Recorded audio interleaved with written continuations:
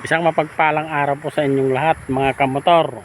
Ito naman po Multiwalk TV para po mag-update na naman po tayo dito sa ating motorcycle na Skygo Bolt 150.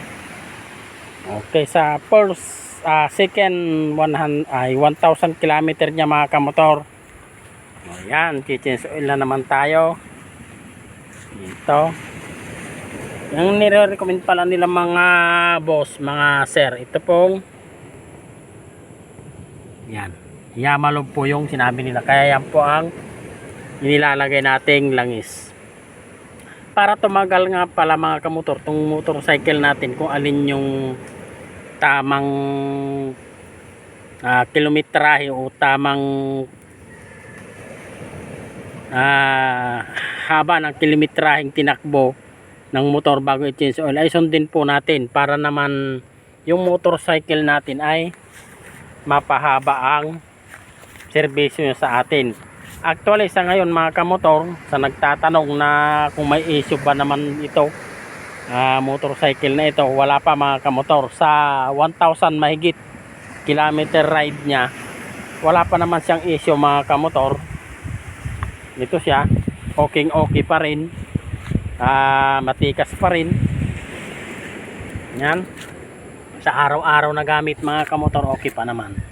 Sa mga gusto nga palang subukan, try po ninyo at baka sakaling magustuhan po ninyo. Kung para sa akin po mga boss ay okay naman, napakaganda ng kanyang performance, sulit na pang service papuntang trabaho. Kaya ito, change oil ulit tayo para naman yung langis na use na ay maalis. Kaya yung isa nga po pala mga boss, pag magpapa-change oil tayo o magpapa-change oil ka ng motor, wag na po kayong gagamit, wag na po ninyong hahayaang gagamitan pa ng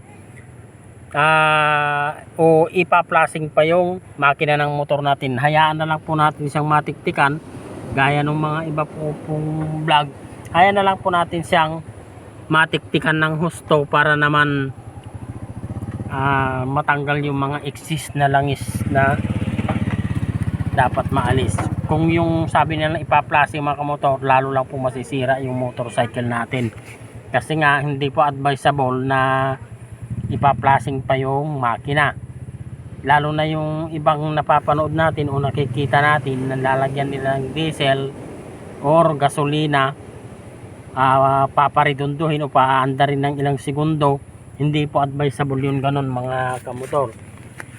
Kung talagang gusto mong i-flashing yung makina mo, langis din po mga kamotor, inuulit ko, langis din po yung gamitin mong pang flashing para naman may matira man dun sa loob ng makina ay hindi delikado sa makina natin. Kasi dun sa pinakaloob po ng makina mga kamotor, meron yung parang groove dun. Kung halimbawa ang pinang-flashing natin ay diesel or gasolina, pag pinaandar po natin, may iwan po dun yung crudo o kumbaga yung lubricant na o fuel na ginamit mong pang flashing. Kaya ang the best at pinaka-epektibo mga boss, mga sir, hayaan na lang po natin siyang matiktikan. Pag wala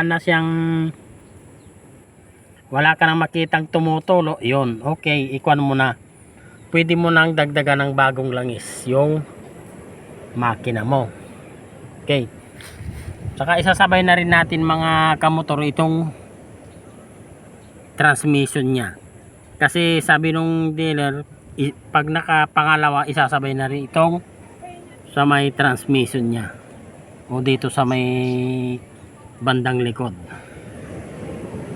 Okay mga kamotor, sa gusto nga pala, inuulit ko, sa gusto pong subukan yung ganitong brand ng motor ng Skygo, try po ninyo. Masisihan po kayo sa resulta o performance ng motor na ito. Napakaangas po niya mga kamotor. Okay, inuulit ko, shout out nga po pala sa Kasiguran Brands na kasiguran Aurora na nagtiwala at nagpahiram ng motor na ito o nagpahulugan sa akin para magkaroon naman tayo. Okay, yun lamang po ang i-share ko sa araw na ito mga kamotor. Dito po kung pamilyar po kayo dito sa amin, dito po ang view niya. Okay, yun lamang po at maraming salamat po sa inyong lahat.